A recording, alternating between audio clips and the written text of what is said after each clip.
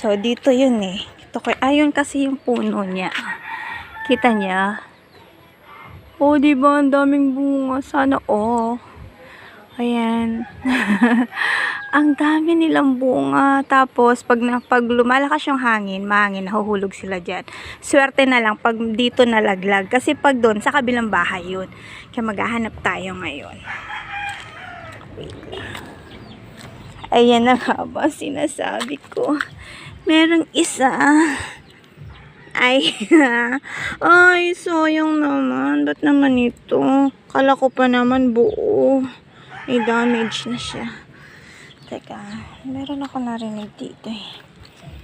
Ayan, ito na siya. Hi, mangga. Uy, sariwa pa siya. Wait lang, hanap pa tayo.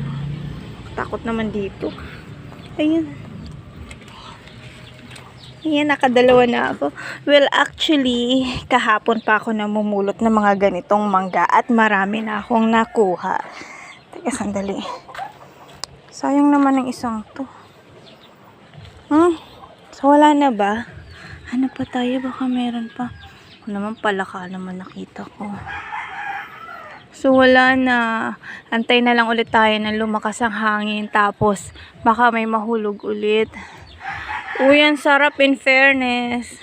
Pakita ko sa inyo kung ilan na yung nakuha ko simula nung isang araw. Tapos, dalawa ngayon. Wait lang. So, ito na sila, guys. Ayan. Ito ng isang araw, ng isang araw, ng isang araw, at ng isang araw.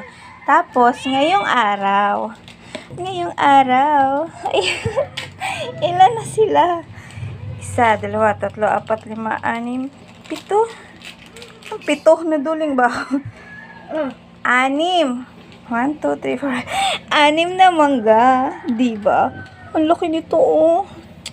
Medyo hinog na siya. Sana hindi siya bulok.